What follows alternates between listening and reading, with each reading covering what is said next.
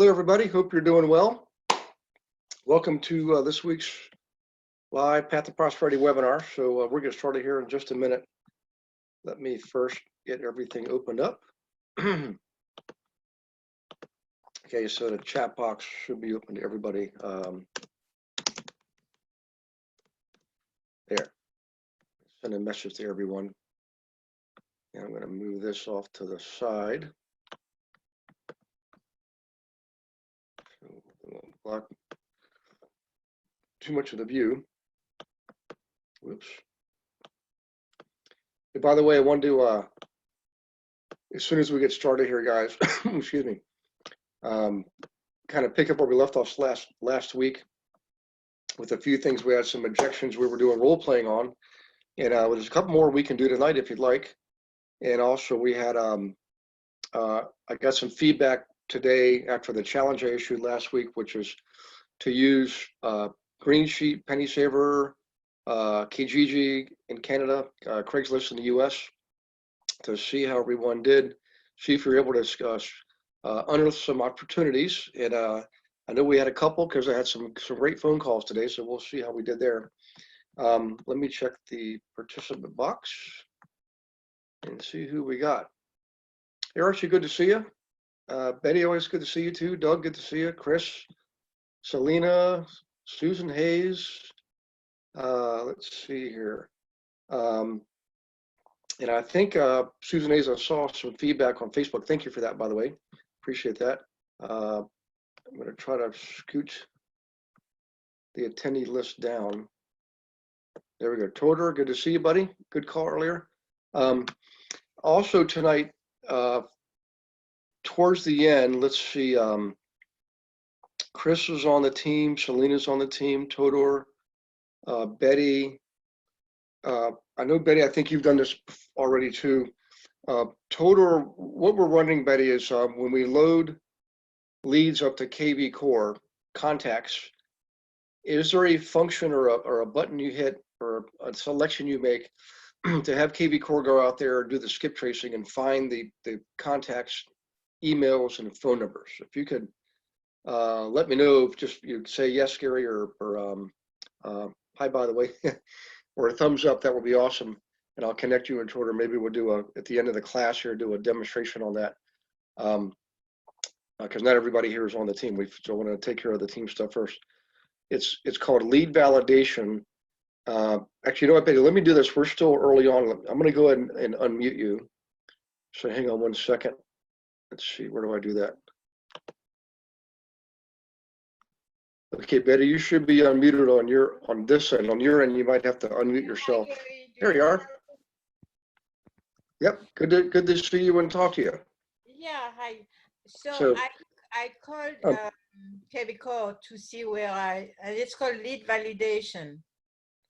And it's you just have to click on the up left button, and normally it's automatic when you put a new lead in KV. Okay. So yeah, so I found out that most of the time they find the lead in Lincoln.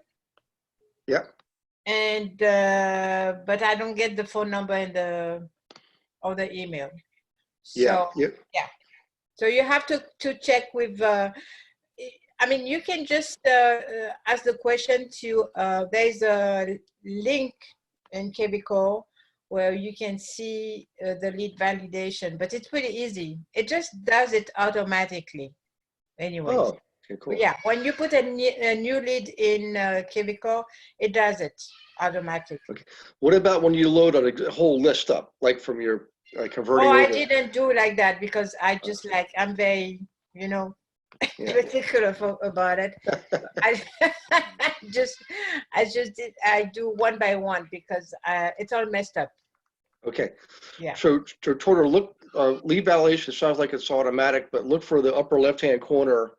Yeah. So you can download the CVS, but they said it's better that KV does it for you. Okay. So and I think it's 50 names every time they can. Okay, gotcha. Yeah. So they can do it Okay. automatically for you. Okay.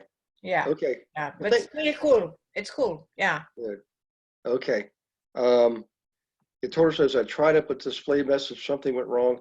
So I told her I would probably try it tomorrow, buddy, and then if not, you hit the chat function where you can send a message to somebody, and they're very helpful. That's what we Oh found yeah, out. they're very helpful. Yeah, yeah. Just Okay, ask the great. question and they just send you the link and everything. Yeah, that's how I Okay. learn. Okay, good. Thank you. Thanks, buddy. Hey, You're welcome. Tom. Okay, so everybody, welcome. Let's go ahead and start in here. So a couple things that came up today, well, sort of Friday and today. You know, we believe we're headed into a pretty good correction. I mean, we already knew that this was going to happen whether we had the virus or not. But my personal feeling is we should be preparing now. So one of the things I want everybody to do is look at the Working with Banks campaign, the marketing campaign. So let me bring this back over here real quick. And let's see, how do I do this? Oh, let me go to Betty. Okay, I think we did that. Whoops. Okay, I'm going to bring it up. I'm going to bring up the campaign here. So let me do that. I'll do a share on that so you can see what I'm bringing up. And everybody, we all have this online. In fact, let me go ahead and show you that. You can see where to locate it. Okay, so if I go to, with these over here, I'm going to go to the website. So bear with me just a moment. I'll do a share on this. Oops. Okay, share. Here we go. All right, so I'm going to click on the members area. I believe all the, if not all, at least most of the marketing campaigns have been completely updated, documented, and loaded online. Let's see. By the way, you're welcome, Toter, by the way. Thank you. Okay, so I'm going to go to server level, and I believe this is still being shared, so you should be able to see this. And if you click on marketing campaigns right there in the drop-down menu on the left-hand side, you can scroll down, you'll see all the campaigns are there. Booklet, building your database, bus tour. We'll talk about bus tour probably later in the winter time. We're going to do the workshop campaign first and get that built up, and then we'll do bus tours. Email marketing campaign, end of day, tailgate close, Facebook, listing techniques, let's see, interviewing, screening prospects, that's an important one. Joint ventures, letter campaign, LinkedIn, a little complex. And I would not make that a high priority item, by the way, nothing against LinkedIn. But there are more efficient and profitable ways to generate leads than LinkedIn. It's something you do when you're maybe level 3 or 4. Okay, it's not a level 1 activity. Okay, let's see, posting content online, the Investor Agent Power Pack. That's got a lot of, Investor Agent Power Pack has 3 of the most basic campaigns in it. Booklet, letter, and Facebook, I believe, are in there. So in any case, again, questions to turn leads into prospects and clients, getting on TV, that's definitely advanced level 4 or 5. Podcast, level 4 or 5. Print media would be probably level 2. Whoa, sorry, working with banks, here we go. So let me just double check and make sure this is being shared. It looks like it is. So this is the video to watch. I'm working with banks. This is the PDF. And this is the checklist. So the checklist I have up right now. So let me go and share that. Okay. And I really don't go into all the detail on this tonight. It's very easy, very self-explanatory. I do want to go over the script though. I'm not sure if anybody's done this yet, but right about now would be a good time to be working with banks. All right, item 12, this is the actual script. And guys, this is all it is, okay?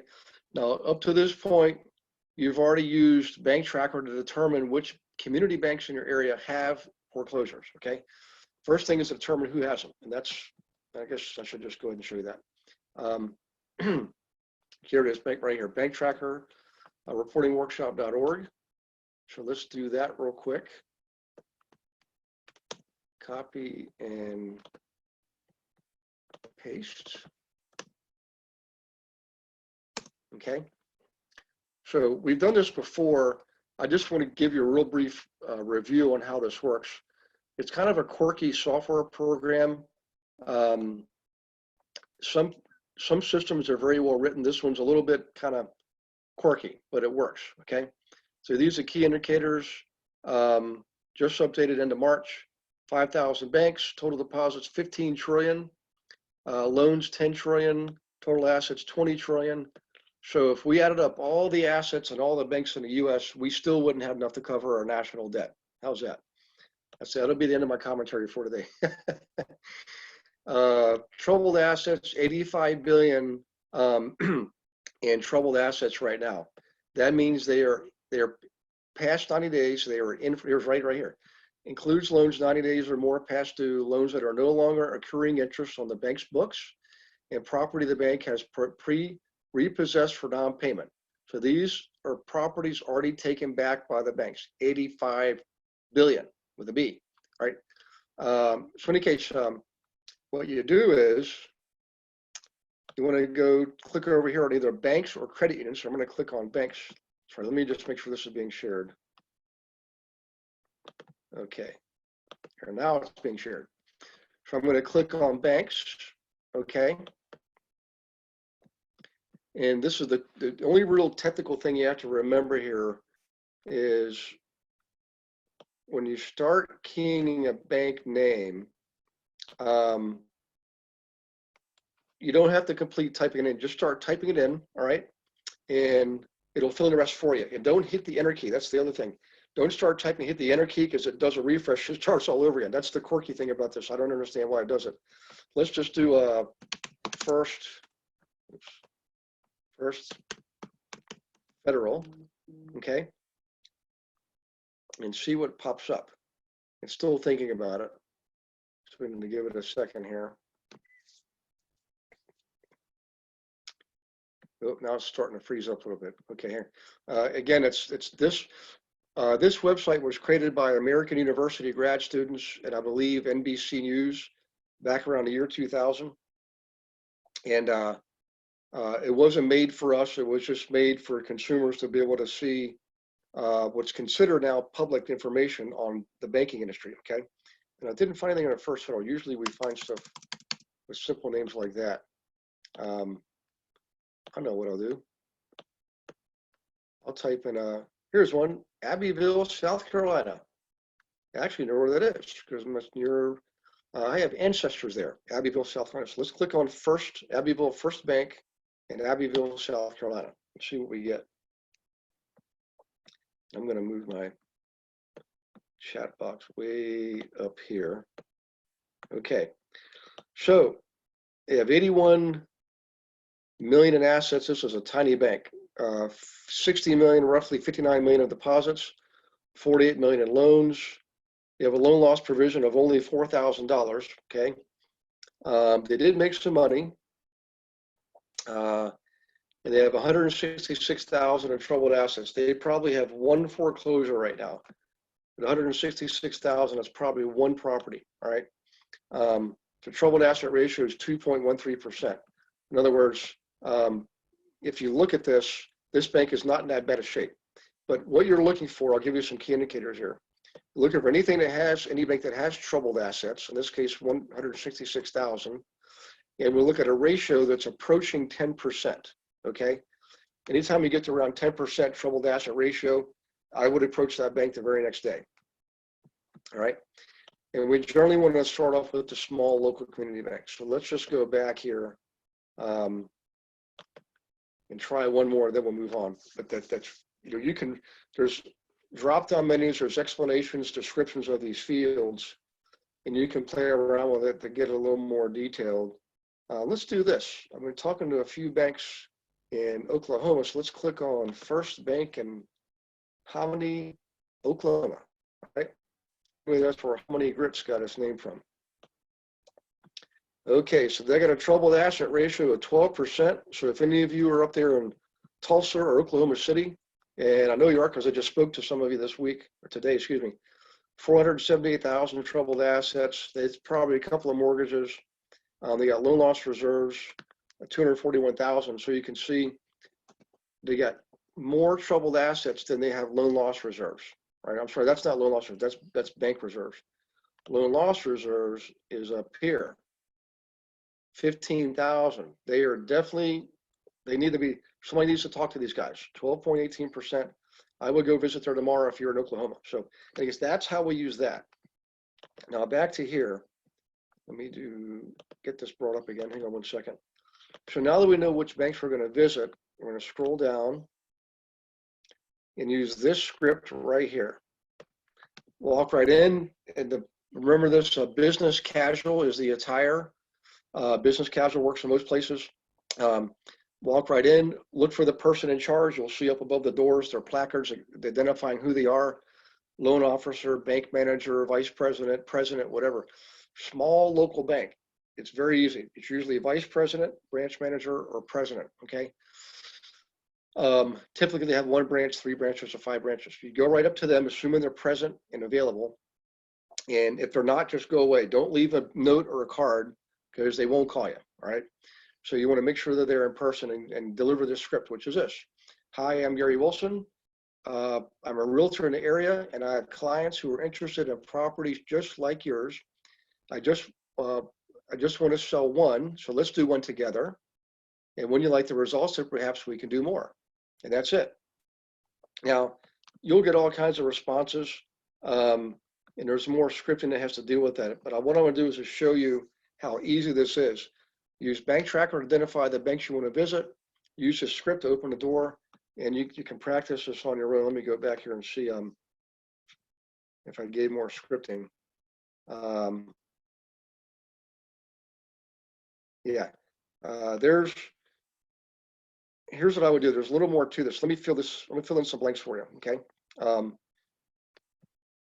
If they say no, say thank you for your time and come back 3 months later. If they say something like this, they'll say, like here it is, number 15. They'll say something like, I don't handle that part of the business. Todorov does. He's the attorney on the board. He handles our foreclosures. Okay. And what I would do is I'll always gather these 5 things: who, what, where, when, how. Thank you, Mr. Wilson. Who's Todor? Where's Todor? How do I contact Todor? What's Todor's contact information? And when's the best time to contact Todor? And always ask for a introduction. Okay, now you got the right person and their contact information. You can just get yourself a listing. If it works for, buy it yourself. Okay. Let's see. Melanie saying I can only see working with banks checklist. I can't locate how to get here from my investor. Oh, so Melanie, I'm gonna Beverly's gonna send this out tomorrow. But back to the website. Let me go back here.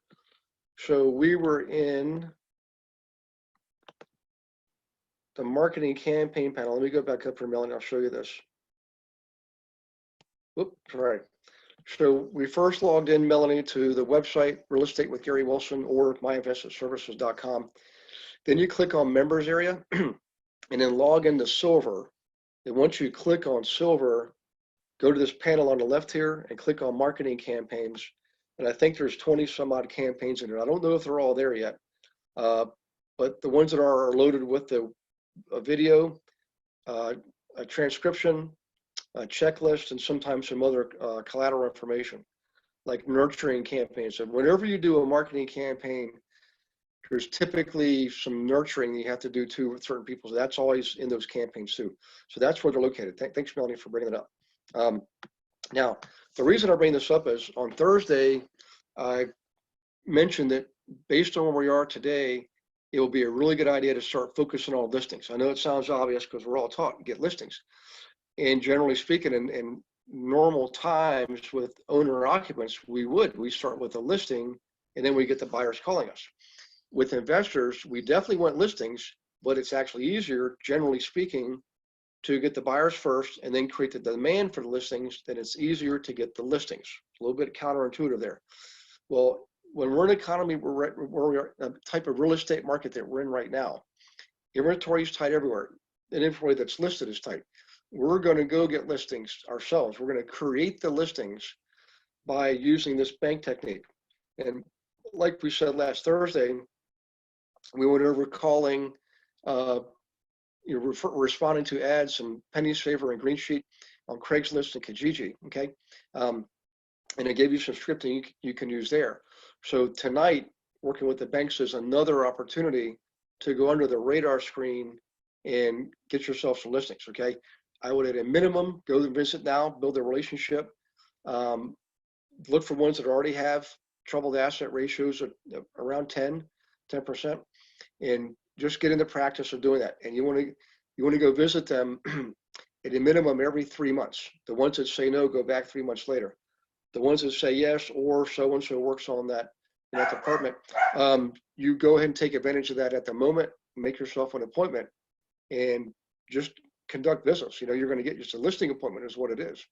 So in any case, what I want to do real quick, guys, before we do go into more role playing, is see if anybody took me up on the challenge from last week and excuse me, get any Craigslist calls or Penny Saver or Green Sheet calls. I know Jamila did. Let me see if Jamila's on tonight. Hang on one second. I just talked to her. I know she's probably got a listing appointment. So Jamila did, and she's working on a potential listing right now on a get this, a 12-unit building. Okay, so I'm telling you, when I mentioned it last Thursday and I issued the challenge, it's not just because I'm trying to just give you stuff to do. It's because I've actually done it myself, and that's one of the key ways we got a lot of listings back at the peak of the last market, right before the crash. So now is the time to list. So if anybody, Selena's asking, can you share your screen with bank tracker? Oh, yes. Sorry, Selena, let me go back there. Whoops, where is it? Is that it? Nope, that's not it. I'm going to bring that back up again, Selena. Hang on just one second. So let's do, whoops, screen share. And Selena, there you go. It's that's the link. The link to this, Selena, is it'll be in the checklist that's going to go out tomorrow in tomorrow's email, and on the website under marketing campaigns. That same checklist is there, and that link is in there also. So that's how you can get it.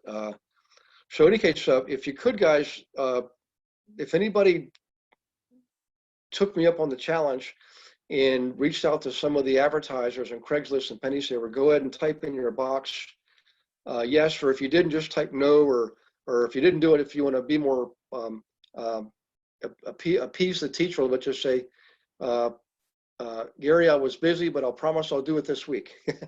And that's okay. I'm not here to crack a whip and make you feel bad. I want to inspire you and motivate you and lift you up. Okay. So that's the spirit, Betty. I tell you what, guys, it works every single time. I've never had when I did like a 2-hour session, making those phone calls, I never had one that didn't generate something.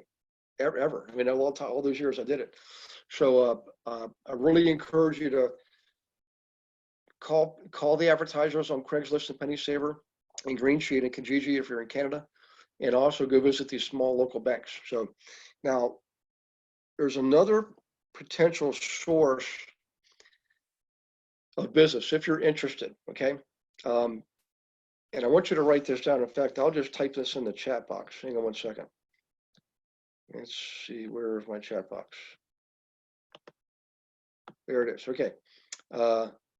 Lisa Mo says, I've looked up banks in my area with troubled assets, though. Oh, good. Good job. Tom, I tried but could not find any online local classified. You look for, you should have Craigslist there. Tom, if you go to Craigslist, it used to be much easier, I will admit, but it's a very,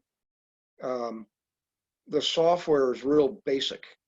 So you can type in Craigslist for your town, it'll come up, but you should definitely have Penny Saver and Green Sheet. And by the way, guys, the Green Sheet and Penny Saver, they are printed publications, but they're also online. Like you can Google them here. I'll show you. Let's do Penny Saver. Whoops. Short Hills, New Jersey. And let's see what we get.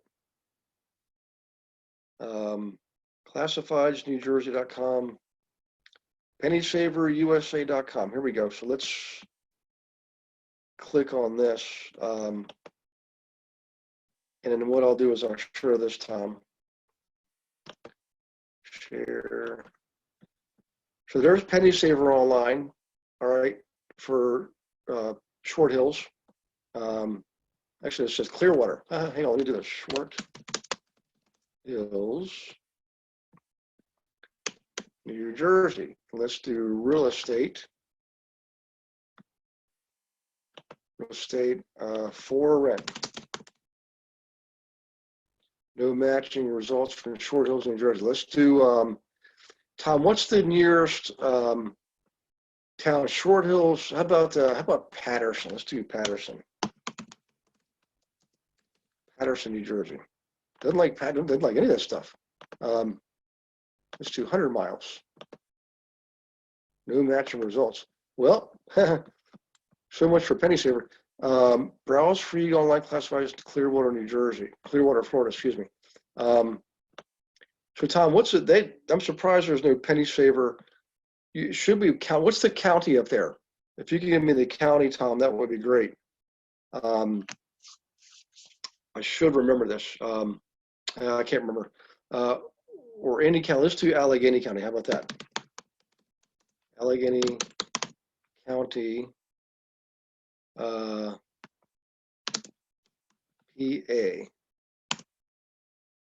Let's see what pops up.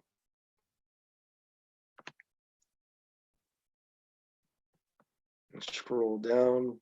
It's thinking about it.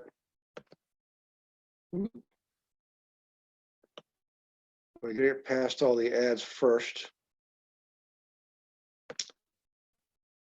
Here we go. Prince George. This is in Maryland. Kind of crazy. 3-bedroom, 4.5 bath. What I want to show you guys is this. If you click on this, and I just did this with a student the other day.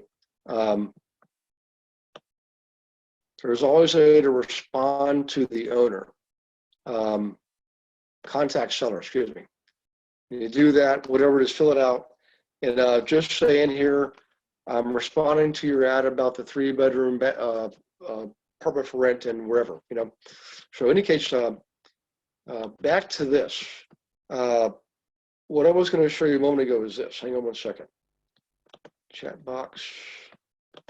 It's called the Association of Associations, all right? And if you click on that, let's just go bring that up.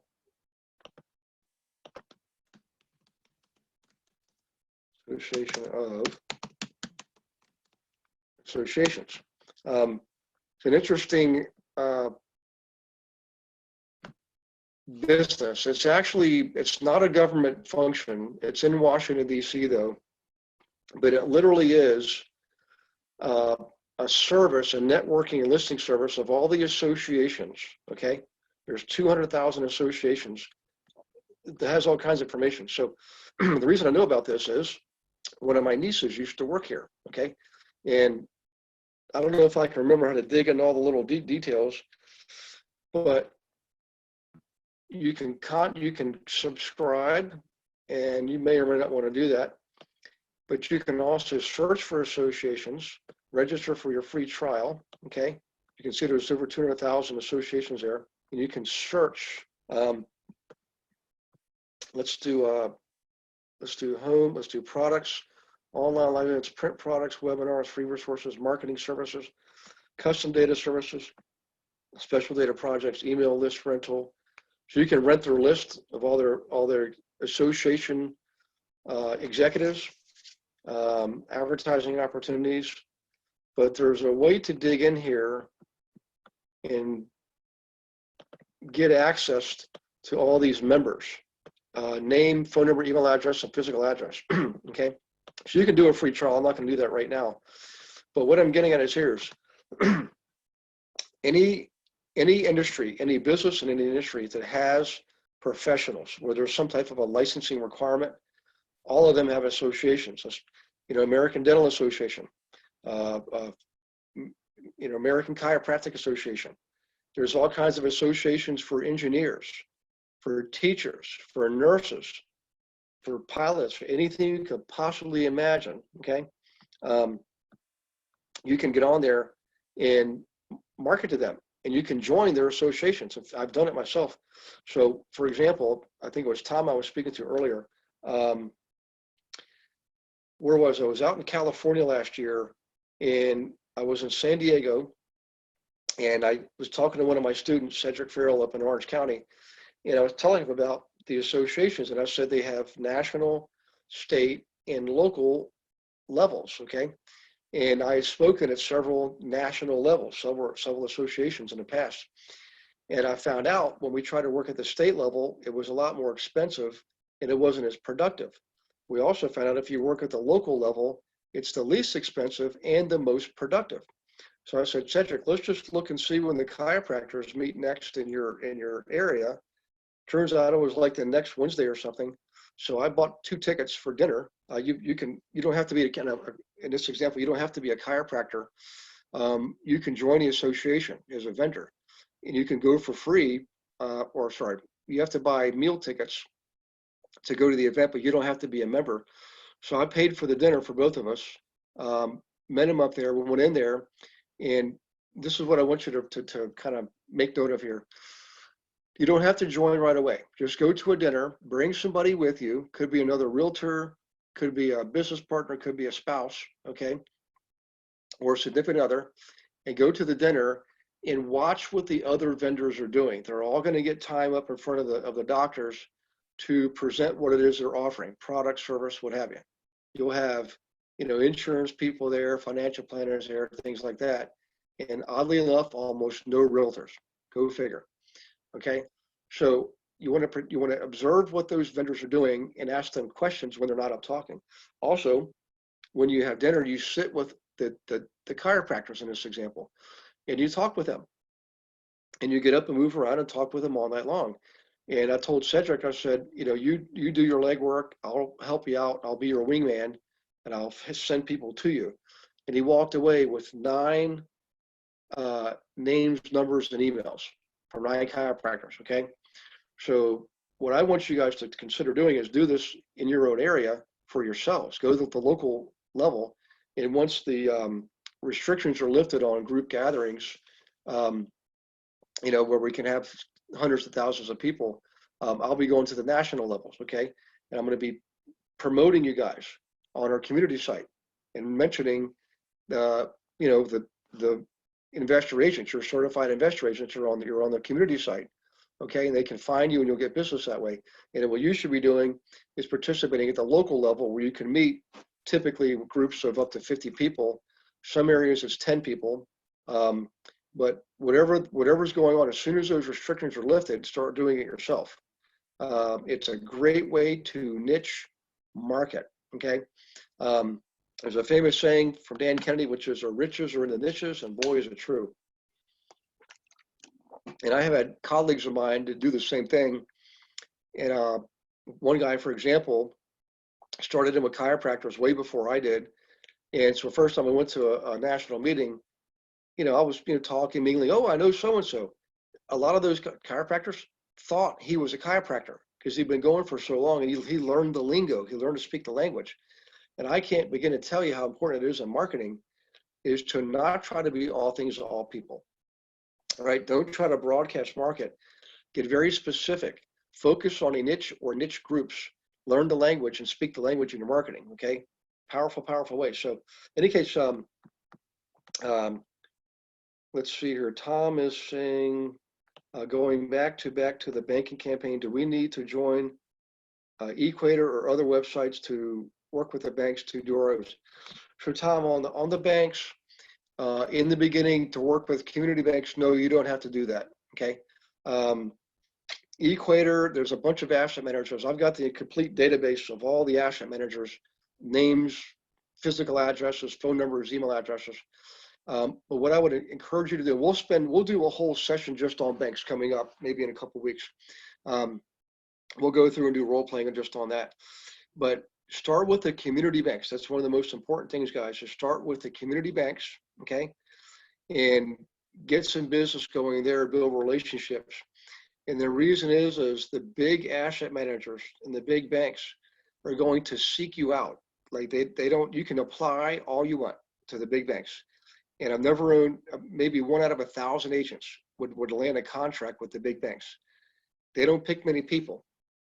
The only reason I got picked was I was already selling a lot of properties. I was already selling on the buyer's agent side a lot of REOs to investors. And so I got noticed. I got written up in the paper, put up on the stage because I sold a bunch of them. And the asset managers told me they look for guys like me. They don't take rank and file agents. If you're just selling owner occupant transactions, you're gonna have a hard time getting bank listings, okay? So my recommendation is start now before things get real hot. All right, build those relationships now, get a few listings under your belt, and then the bigger banks will start to pay attention to you because you're already selling REOs and have some track record. So so later on in time, you can apply to all those websites. It's not going to do you much good. What's going to do you good is getting feet on the ground, visiting the banks in person and doing it that way, grassroots effort. And then if you want to, you guys can write this down. Here, I'll type it in. It's called NRBA, which stands for National REO Brokers Association. They limit the number of members, okay? It's typically 500 people. That's it. I was one of the members early on. I got voted in very quickly, first round of votes in the first year, because I already was selling a lot of REOs. And so I got that direct contact with the asset managers. And they're the ones that told me, don't waste your time applying. Millions of agents are doing it, and they're swamped with applications. They couldn't begin to look at them all. They said the best thing they can do is through broker metrics is look at our performance. Okay, and if you ever noticed, most of the people that get the big asset managers are big performers with big teams, and they're selling a lot of properties. The only people that don't, the only other agents that get listings from banks are the ones working with local community banks. So I've had agents actually only do this technique, right? Because it really does work that well. And you start with local community banks. That's the key. So in any case, back to this, association of associations. You got associations for every type of engineer possible. There's 452 types of engineers. You got associations of coin collectors and stamp collectors and associations of hikers and bikers and all kinds of stuff. So look for one that you're passionate about. Maybe you like to hike or bike or kayak. Join that association, right? And be that association's go-to person for investing in real estate. That's the whole key point behind working with associations. What I want to do right now, guys, though, is I wanted to get back to role playing. Let me just double check and make sure I'm good on the comments. Morris County. I think I dropped the other screen.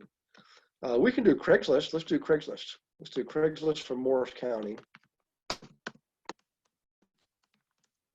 Yes. Whoops. What happened there? Here we go. Craigslist. Morris County, New Jersey. Okay. The beautiful Garden State. Craigslist, North Jersey, jobs, apartments for sale. So let's click on, I'm gonna click right here, Tom Housing, apartments, housing for rent, North Jersey. So it looks like Craigslist just has one set of data just for North Jersey. And again, there's a bunch of them here. Dream rent to own, 3-bedroom, 2-bath. Excuse me. I just want to look for a simple, here we are, newly renovated 1-bedroom apartment. Let's check it out. So in here,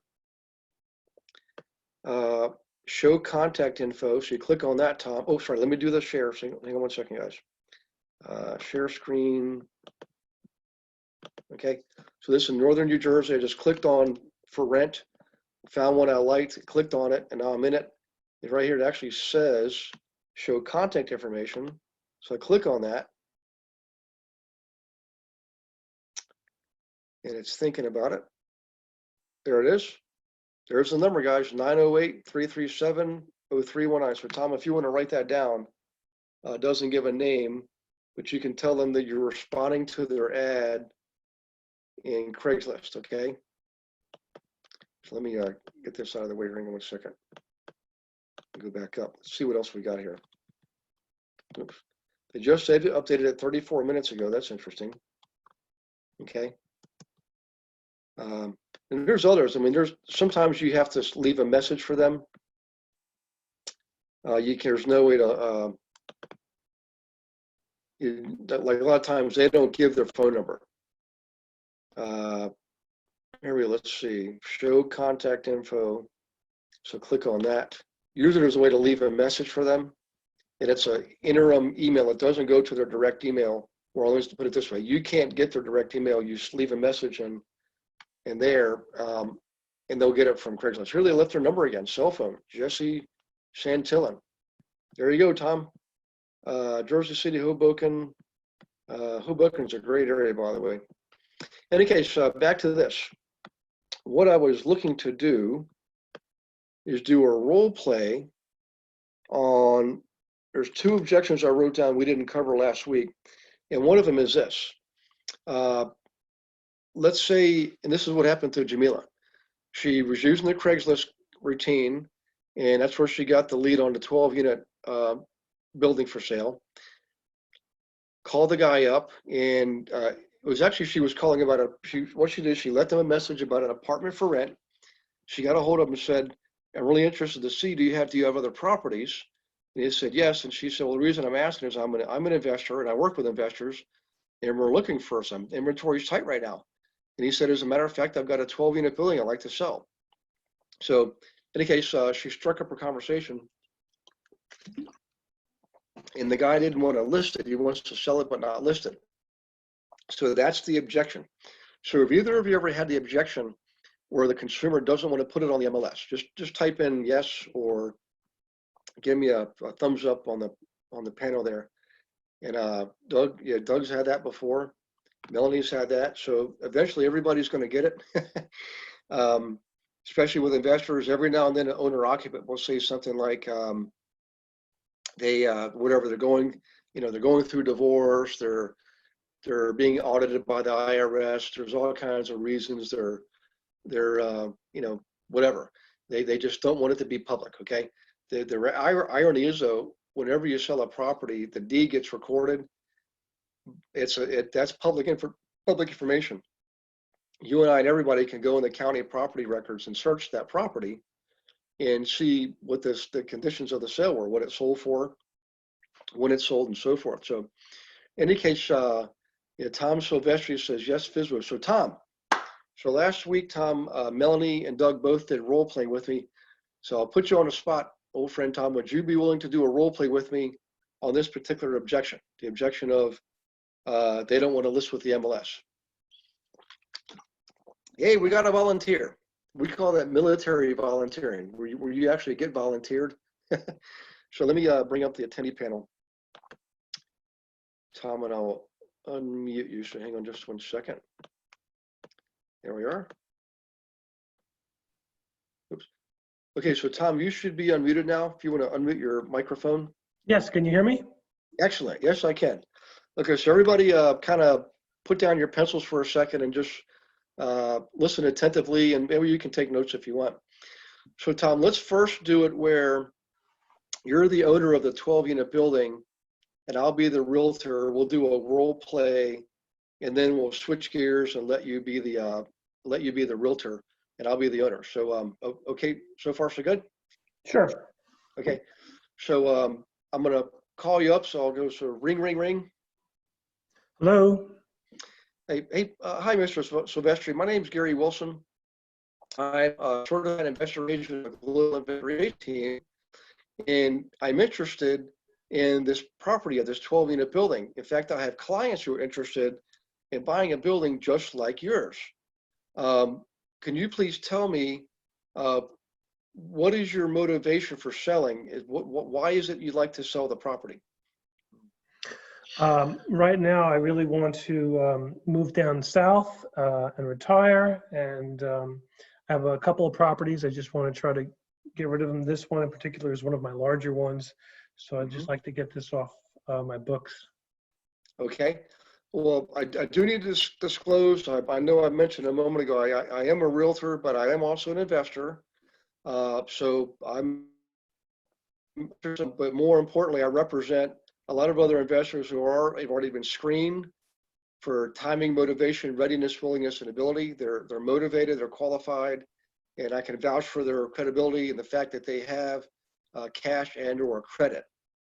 Now, generally speaking, I would like to get this listed, not just because I want to get paid, but more importantly, I want to represent you too. And I know that if I get it listed, I won't be the only one bringing investors. I can, every agent out there will now be able to show it to their investors.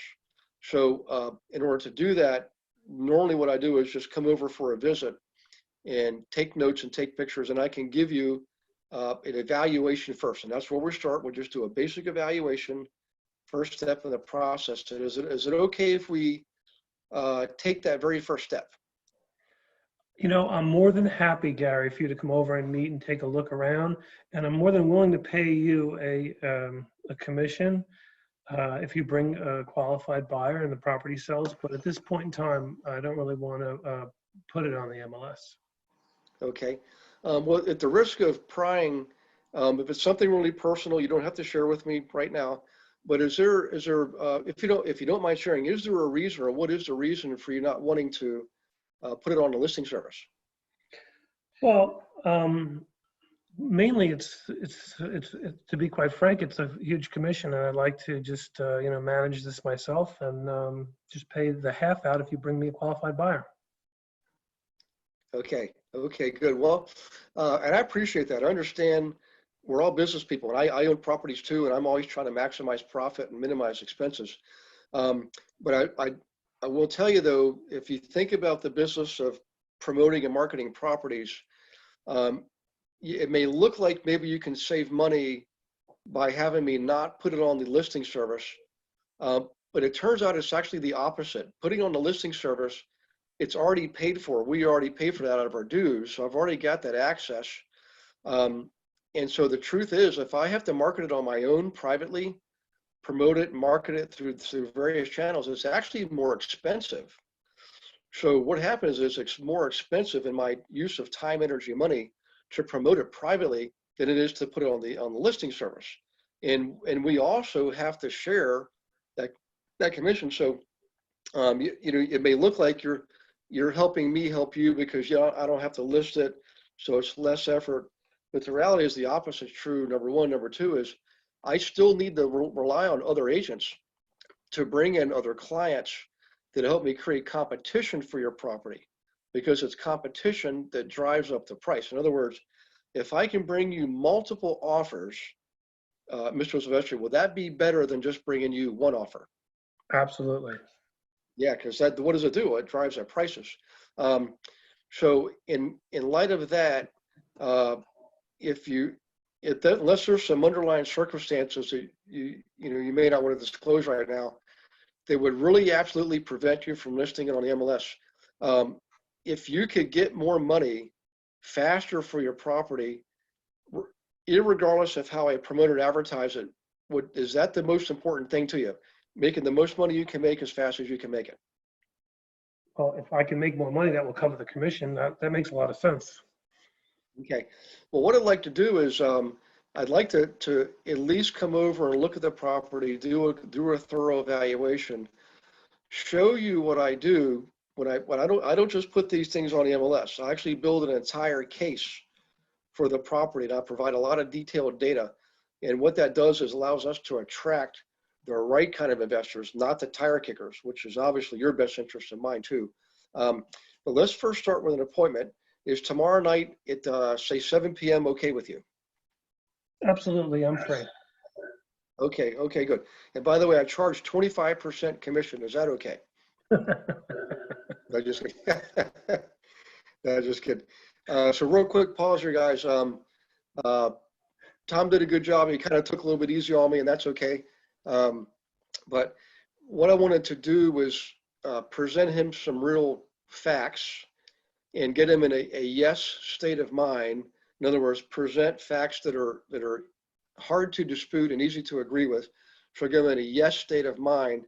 And then as soon as I get 1 or 2 or even 3 yeses, I go right for the appointment. I don't even fool around. I'm not going to say, well, Lily, I'll send you stuff in an email and let's get back together again tomorrow. I go ahead and go for the appointment, you know. And I'm willing to bet anybody on the call here that's been around will tell you, when you get a couple yeses like that, you jump forward, take a giant leap, and go for the appointment. And that's where you're going to get your listing. So, in any case, any questions, guys, so far on that? The way I kind of bumbled a little bit in there. I apologize. Melanie says she would too. You always go for the appointment. That's the main thing. And by the way, I'll put more emphasis on that. Last week, one of the things I mentioned was anytime you have a conversation, never end the conversation without setting the appointment for at least another conversation, if not an in-person appointment. So Tom, you ready to switch hats and I'll be the consumer and you can be the realtor? Sure. Okay, and is it okay if I throw you maybe a small wrench in the works too, just to for demonstration purposes? Okay. Okay, you're a good trooper. Thanks, Tom. Okay, you go ahead and start the phone call. Ring, ring. Hello. Hello, is this Mr. Gary Wilson? Yes, it is. May I ask who's calling? Yes, this is Tom Silvestri with eXp Realty, and I understand you have a wonderful building that you're trying to sell, and I'd love to help you get that done. Well, that's true. I really haven't had it on. It's not really listed with any age or anything. Although I'll put a couple of feelers out there. Was there something you saw online, or if I'm just curious because I like to see what my advertising is actually working. You know. Yeah, I actually saw on Craigslist that it was for rent or for sale. Aha. Okay, good. Well, do you have a potential renter, or are you looking to buy yourself, or what's your kind of fill me in there? You know. Sure, Gary. You know, I only work with investors, and we screen them for creditworthiness. Most of them have cash and are ready to go for fast transactions. So what we could bring to you is a list of ready and willing and able buyers. Mm-hmm. Okay. Well, I tell you what, Tom, I mean, you sound like a pretty good guy. And I've been around the block. I've been investing for 35 and a half years, and I've had other agents say the same kind of thing. They always say that they got cash buyers that they're ready, and then sometimes they'll show up and it's, I even tell them, hey, bring some of the cash buyers with you, and they usually show up alone, and I'm kind of skeptical. I mean, and by the way, I'm not so sure I want to actually put it on the MLS. I mean, if we can do it off market, I might actually like that better, Well, it's very possible we could do it off market, but let me ask you something. Why, what's your objection to putting it on the MLS? I just, after all these years, I've given up a lot of commissions to agents, and sometimes they work hard for it, but sometimes the thing sells like the next day. And I'm thinking, well, they sure didn't have to work that hard for that one, And I think this one's a good building. I think it'll go pretty quickly. And so I'm just really looking to save money, but I'm more than happy to compensate you, something for your efforts if you do sell it, And why, Gary, do you want to sell the property in the first place?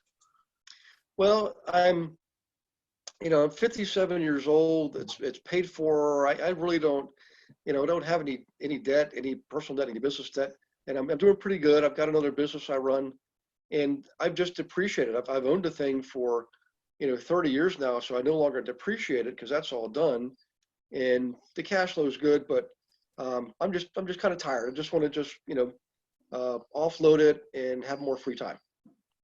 Oh, I get that. You want more free time, doesn't everybody? And since a lot of the tax benefits are kind of gone from the property, you want to get out. So that makes a lot of sense. And it's important probably for you to try to get as much money as possible, right? Absolutely. Hey, I'm an investor. You know what? The money talks. If the price is right, everything's for sale. So, I mean, what I would suggest is I come over, take a look at it. I could show you what we do and how we do it. Really, with the MLS and the way we market the property, you're going to get more money for your property than doing it off the MLS. It's more cumbersome. It's harder. It cost me a lot more money and time to do that. I can't reach as many people. When I come over, I could show you how I market it, how we actively talk to investors every day, and I could show you how I can get more money in your pocket by putting it on the MLS than just privately listing it. How about we meet tomorrow at 2 o'clock? That sounds okay to me. If you could, just for grins, it's not that I don't trust you, Tom. I'm sure you're a good guy, but maybe bring your list of buyers with you, like last name, something like that, so I can see you've actually got, bona fide candidates, and then we'll go from there. How about that? Sure, I can bring some references of clients that I've worked with, and I can show you some of the properties that we've successfully sold. Okay. Be happy to do that. Well, fair enough. I look forward to meeting you, and I appreciate your putting up with my questions. No problem. See you tomorrow. Okay. Okay. Good job, Tom. One thing, Tom, or everybody listening to is I've found out in years past, one of the key things that helps and get a reluctant consumer over the fence is to mention that if you market on your own, you're only going to be able to reach so many people. And Tom touched on that, which is good. But what you say is emphasize the MLS. Say, look, when I put it on the MLS, I'm not the only agent who knows about it. What would happen if I did to try to sell it on my own off market? If I put it on the MLS, now there's 10,000, 20,000, 30,000 agents that have that property in front of them, sharing it with their clients, all their investors, right? And right now, with the way inventory is, man, your thing's going to fly off the shelf like crazy. And it helps me to bring in multiple offers. And what happens when we have multiple offers on any commodity? What happens to the price? It goes up. So yeah. So always remember that and really put emphasis on it. It's like the difference. In other words, would you rather have one agent marketing your property or 5,000 agents? Or whatever the head count is in your board, and that usually will get them to see some logic, because it's, that's why auctions work. When somebody asked me the other day, Diane Harris, what do I think of auctions? I said, well, I don't like them for a number of reasons. Number one, they go against one of the primary premises of an investor, which is they get the most property for the least amount of money. And when you go to an auction format, the purpose of our auction is to create urgency and drive up the price, which works totally against our premise of getting a low price. So that's why I don't like them as an investor or an agent. And as an agent, particularly, a lot of auctions on their properties, they don't offer a commission. So they'll tell you, well, don't worry, you get that buyer, get him in the house. You didn't make any money, but then they'll give you another deal later on, that kind of thing. I don't work for free, and I don't want any of you guys to work for free either. So I don't like auctions, but back to this, you'll use it in your logic, which is auctions drive up prices. We can create the auction scenario for your property, so all these buyers will get caught up in the fray and bid up the property. You get more money. Would that be worth an extra 3% if I can get you an extra 5% perhaps on the property, something like that?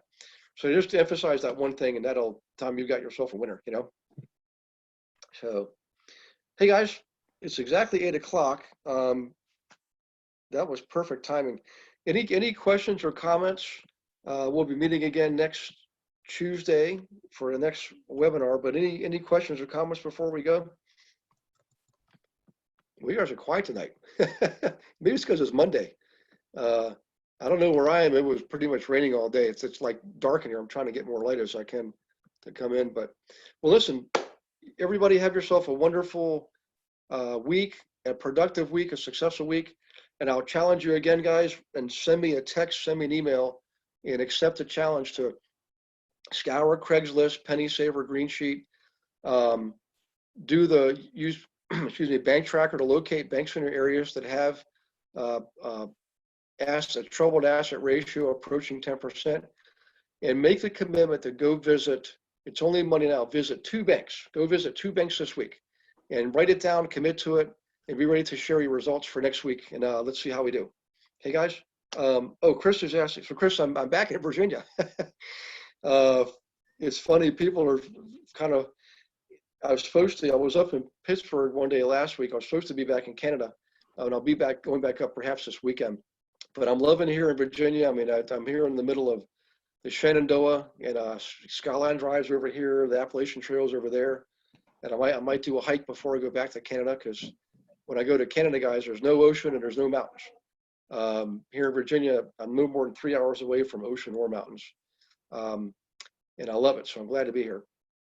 So thanks, Chris, for asking. I appreciate that. And Chris, go ahead and set up a call, by the way, for you and your wife. Let's see. Helen says many of our bank lobbies aren't currently open.